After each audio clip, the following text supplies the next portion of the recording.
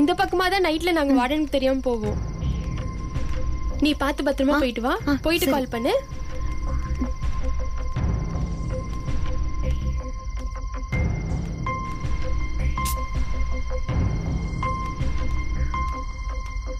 ஏய் நில்லு.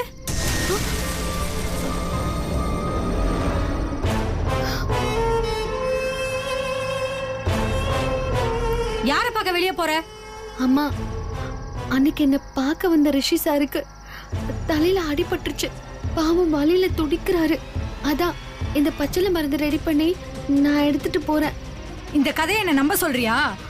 நான் கும்பிடுற ஆத்த மேல சத்தியமா இதுக்காக தான் வெளியில போறேன். வேற எப்படி சொன்னா நீங்க நம்புவீங்கன்னு சொல்லுங்க. அந்த மாதிரியே பண்றேன். சரி, இதுல அடிச்சு சத்தியம் பண்ணு, நம்புறேன். என்ன பாக்குற? சத்தியம் பண்ணு.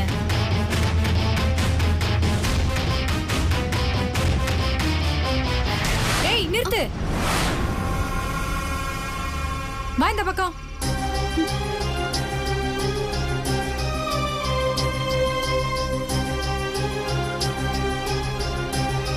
என் நோக்கத்தை உங்களுக்கு எப்படி புரிய வைக்கிறதுன்னு தெரியலம்மா.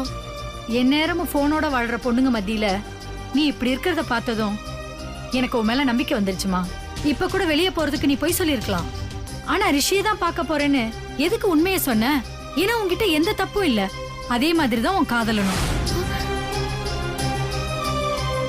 அந்த முறப்பையன் ரிஷி தம்பியோட நேர்மை எனக்கு ரொம்ப பிடிச்சு போச்சு. ஐயோ அம்மா, நீங்க நினைக்கிற மாதிரி ரிஷி சாரை நான் காதலிக்கல. புரியுதுமா. எல்லா காலத்திலயும் பணம் அந்தஸ்து தானே காதலை நிர்மாணிக்குது. அதானே நீ பயப்படுற? காதல் தோத்துருங்கிற பயத்துலதான் நீ ரிஷி தம்பிய காதலிக்கலன்னு போய் சொல்ற. மா, நிஜமாவே ரிஷி சாரை நான் காதலிக்கல. அப்ப எதுக்கு இந்த நைட்டு நேரத்துல பச்சளை மருந்தோட ரிஷி சாரை பார்க்க நீ திருட்டுத்தனமா போயிட்டு இருக்க? மனிதாபிமானம்மா. மனிதாபிமானம் பிரார்த்தனை தான் பண்ண வைக்கும். இப்படி பச்சளை மருந்தை ரெடி பண்ணிட்டு ரிஸ்க் எடுத்து ஓட வைக்காது. ஷோ, நான் எப்படி புரிய வைப்பேன்? என்னோட அனுபவத்துல சொல்றேன். காதலை எப்போதுமே எதிர்த்து ஜெயிக்க பாரு. பொறுமையா எல்லாரையும் சம்மதிக்க வைக்க பாரு. கடைசி வரைக்கும் போராடு. இல்லனா என்னோட நிலைமை தான் உனக்கு வரும். காலம் முழுவதும் அந்த நினைவுகளோட வாழ்றது எவ்வளவு கஷ்டம்னு எனக்கு தெரியும்.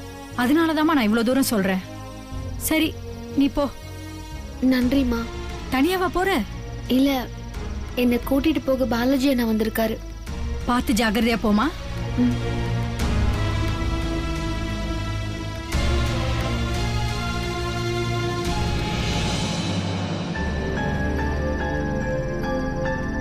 எப்படிமா மெயின் கேட் வெளியே வர? வார்டனுக்கு தெரிஞ்ச பிரச்சனையாவது? என்ன வார்டன் தான் அனுப்பி வச்சதே. வாங்க, வண்டி எடுங்கண்ணா.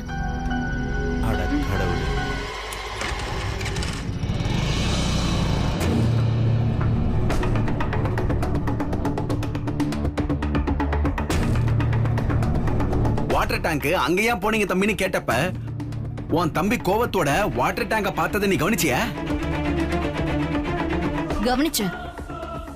அவர் அடுத்த கேள்வி கேட்கறதுக்கு முன்னாடி அங்கிருந்து அவன் எஸ்கேப் ஆகி போனதையும் கவனிச்சேன்.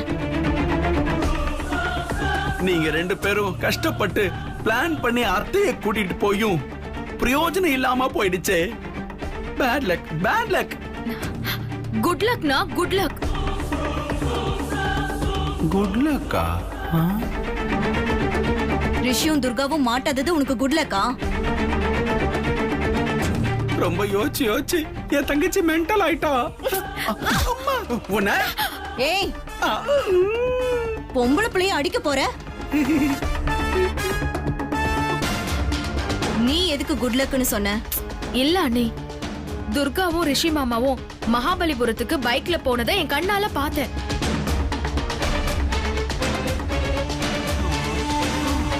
ரிஷி மாமாவுக்கும் துர்காக்கும் இடையில கண்டிப்பா காதல் இருக்கு.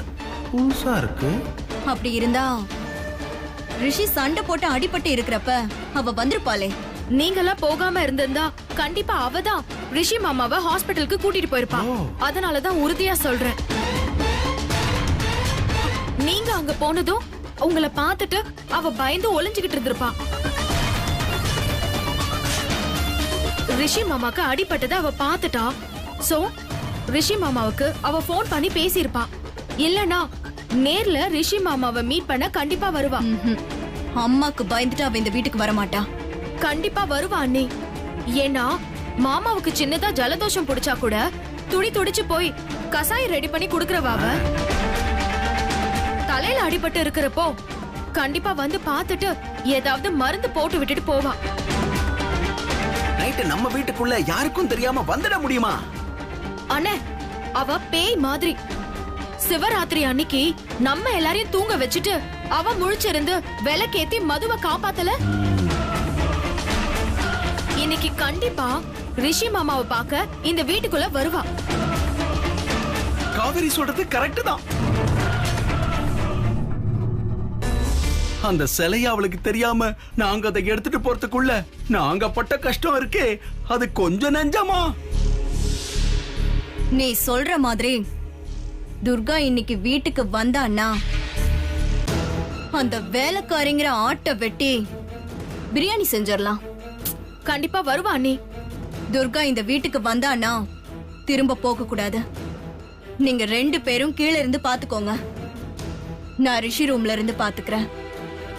இன்னைக்கு துர்கா இந்த வீட்ல இருந்து தப்பிச்சு போக கூடாது. அலர்ட்டா இருங்க. அலர்ட்டா இருக்கணும்ட்டு போறா. இன்னைக்கு என்ன நாடகம் நடக்க போகுதோ?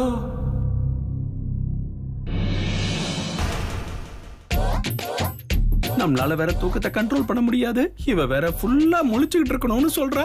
இப்ப என்ன பண்றது? வேற வழியே இல்ல. அந்த துர்காவை புடிச்சே ஆகணும். இன்னைக்காவது என் பொண்டாட்டி கிட்ட நான் நல்ல பேர் வாங்க ட்ரை பண்றேன். பாப்போம். துர்கா வரேன். எனக்கு நல்ல நம்பிக்கை இருக்கு. துர்கா கண்டிப்பா என்ன தேடி வருவா. அம்மா வேற ரூம்ல இருக்காங்களே, இவங்களை எப்படி வெளியே அனுப்புறது? ஏதாவது பண்ணியே ஆகணுமே.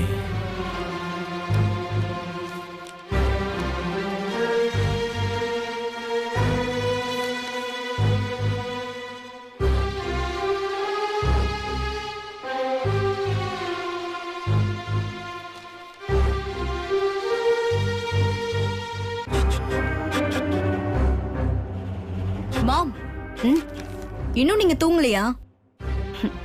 நான் தூங்கிட்டா ரிஷியை யார் பாத்துக்கிறது? நான் பாத்துக்கிறேமா. என் தம்பியை என்னை விட வேற யார் நல்லா பாத்துக்க முடியும்? என்ன திடீர்னு தம்பி மேல அளவுக்கு அதிகமான பாசம்? எப்பயும் இருக்கிறது தான். கல்யாணம் ஆனதால என்னால அவனை கவனிச்சுக்க முடியல. இன்னைக்கு நைட் கிட்ட இருந்து எப்படி நான் ரிஷியை பாத்துக்கிறேன்னு மட்டும் நீங்க பாருங்க. ஓகே, அக்காவும் தம்பியும் பழைய கதையெல்லாம் பேசிட்டு இருக்காதீங்க. ரிஷி, இன்னைக்கு நைட் நீ நல்லா தூங்கணும். அப்பதான் பெயின்ல இருந்து ரிலீஃப் ஆக முடியும். ஓகேவா? Okay. Good night. Good night mom. Take care of him. Good night மாம்.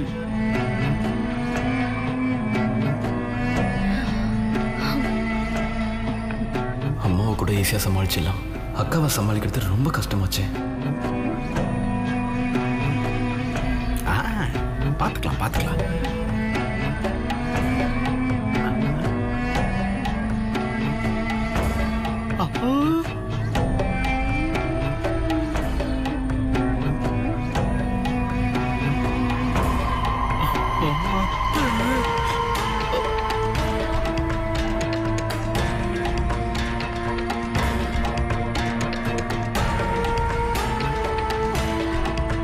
என்ன ரிஷி, என்ன யோசனை? அதெல்லாம் ஒண்ணு இல்லக்கா. குட் நைட்க்கா.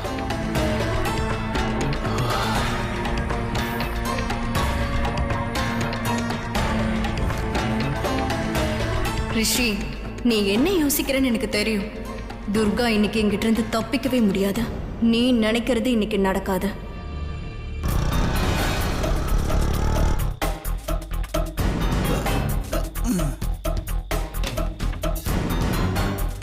துர்கா, மெயின் கேட் வழியா உன்னை கூட்டு போனா எனக்கு பிரச்சனை ஆயிடும்.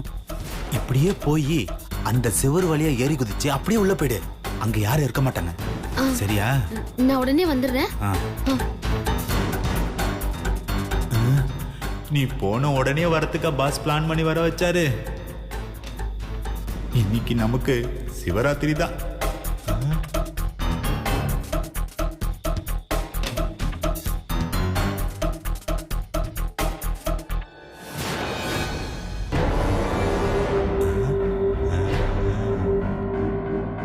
ரூமுக்கு போயிட்டாங்களோ?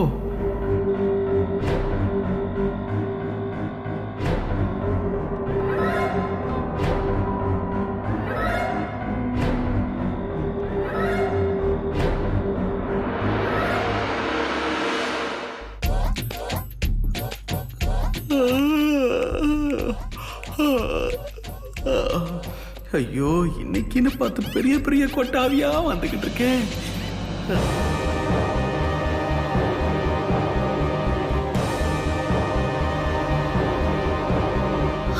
ஐயோ, ருத்ரையா!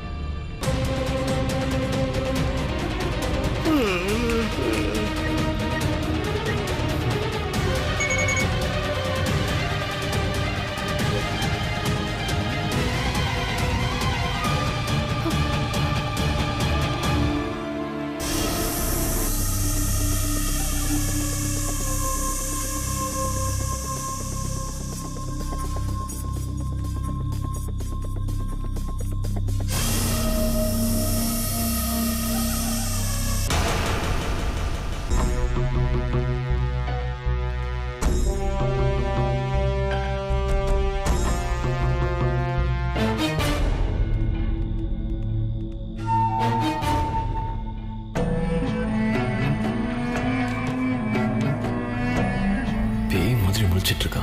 இவளை எப்படி வெளியே அனுப்புறது? அக்கா இருக்கமோ துர்கா வந்துட்டா என்ன பண்றது? என்ன இன்னும் ரிப்ளைவே வரல? மறுபடியும் அனுப்புவோம்.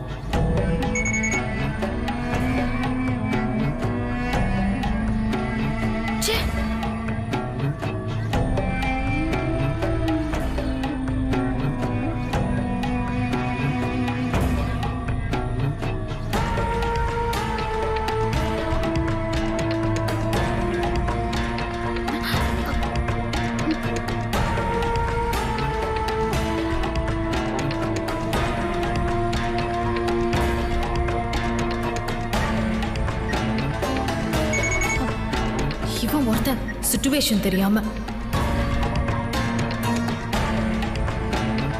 ஐயோ, இவங்க இப்படி காவல் காத்துக்கிட்டு இருக்கும் போது எப்படி நான் உள்ள போவேன்? அவன் ரிஷி சார் வலியால துடிச்சுக்கிட்டு இருப்பாரு.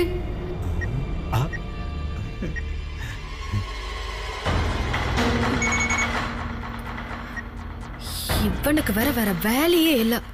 எத்தனை தடவை சொன்னாலும் கேட்கவே மாட்டேங்கிறான். இவன் மெசேஜ் அனுப்பி என் மொபைல் பேட்டரி எல்லாம் காலி ஆயிடும் போல. ஒன்னி வேற கூப்பிட்டா என்ன பண்றதுன்னு தெரியலையே.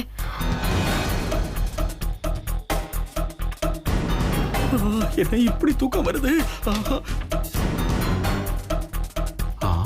இப்படி தூங்காம இருக்கிறதுக்கு இதுக்குன்னு ஒரு வழி இருக்கு. இந்த பாரு.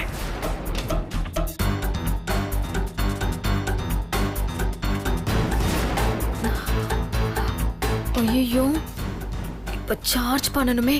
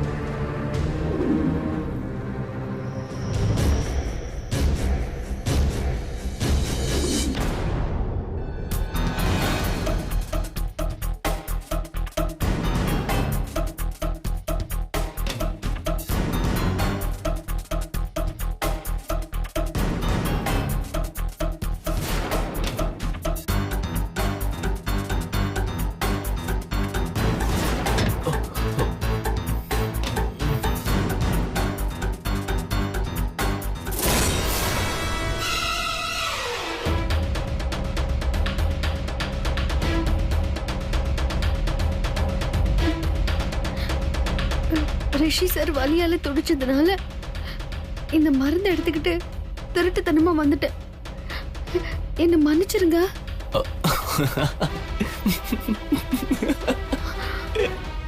விட்டு நீ என்ன கெஞ்சினாலும் அவ உன்னோட பேச்சை கேட்கவே மாட்டா, உன்னை பார்க்கவும் மாட்டா. எதிரிங்க கிட்ட இருந்து உடனே நீ நிவாரணம். வாங்குங்கள் மயக்க மருந்து ஸ்ப்ரே.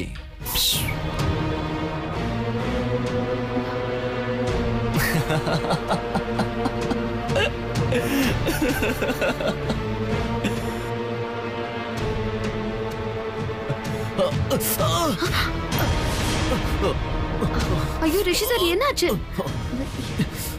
திடீர்னு ஊசி வச்சு குத்துற மாதிரி இருக்கு. பயப்படாதீங்க. இந்த மருந்த அடிப்பட்ட இடத்துல வச்சு கட்டுனா அடுத்த 1 மணி நேரத்துல வலி போயிடும். இன்னும் 1 மணி நேரம் இருக்கா?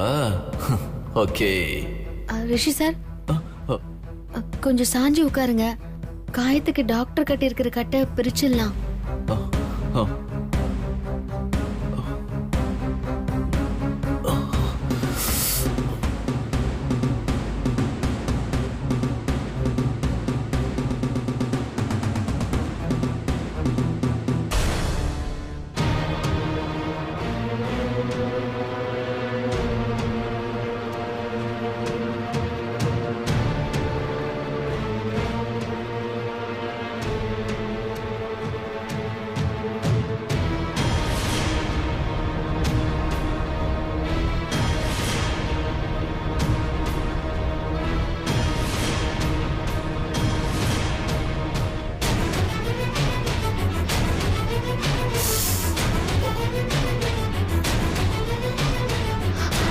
பாவிங்க இப்படி போட்டு அடிச்சிருக்கானுங்க.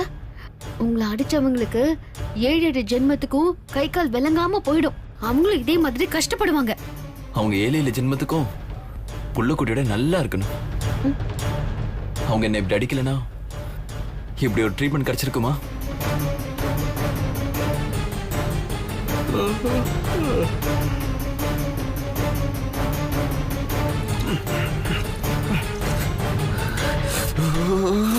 ரிஷி சார் மருந்து காயத்துல பட்டதும் கொஞ்சம் பயங்கரமா எரியும்.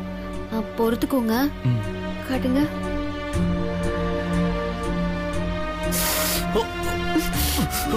கொஞ்சம் பொறுத்துக்கோங்க. அப்படிதான் இருக்கும். இன்னைக்கு அந்த வேலைக்காரி துர்கா வரணும், என் கையில மாட்டணும்.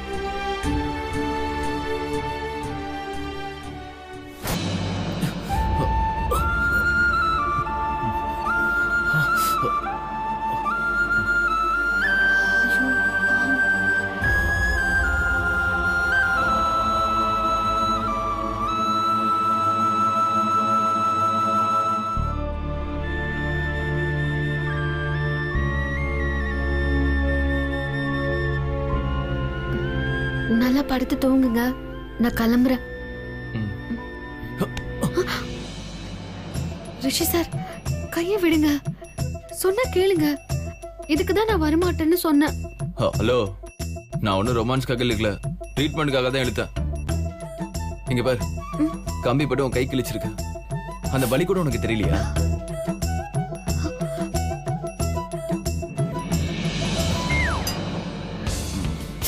நானே வச்சுக்கிறேன். நான் வைக்கிறேன் இரு.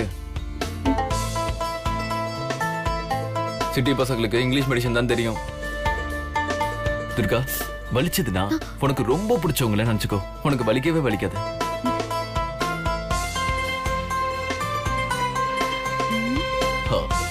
துர்கா, யார நினைச்சுக்கிட்ட? அது நடிகர் வடிவேலை நினைச்சுக்கிட்டேன். வடிவேலா? அவர் தானே பயங்கரமா காமெடி பண்ணுவாரு. அவர் எனக்கு ரொம்ப பிடிக்கும். கடைசி வரைக்கும் உனக்கு ரொமான்ஸே வராதா?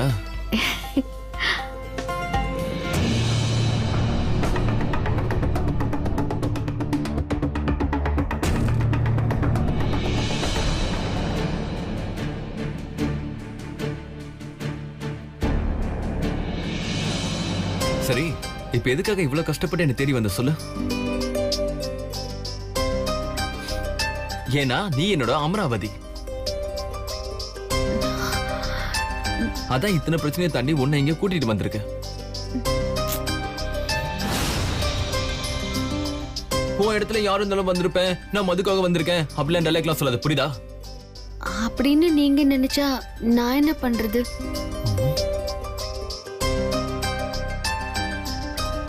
நான் உங்களை பார்க்க தான் வந்தேன். என்ன உள்ள இருக்க அமராவதி அப்படியே கொஞ்சம் வெளியே வர மாதிரி தெரியுது? நான் அமராவதி எல்லாம் இல்ல, என்னைக்குமே துர்கா தான். ஒரு வேலைக்காரியா என்னை காப்பாத்தின முதலாளிக்கு உதவி செய்ய வந்திருக்கேன். ஹேய், அம்மா போனு இங்கேயே வச்சுட்டு போயிட்டாங்களா? துர்கா, ரிஷி சார், நான் ஒண்ணு பண்றேன், அம்மா கிட்ட போய் போன் கொடுத்துட்டு வரேன். ரிஷி சார்,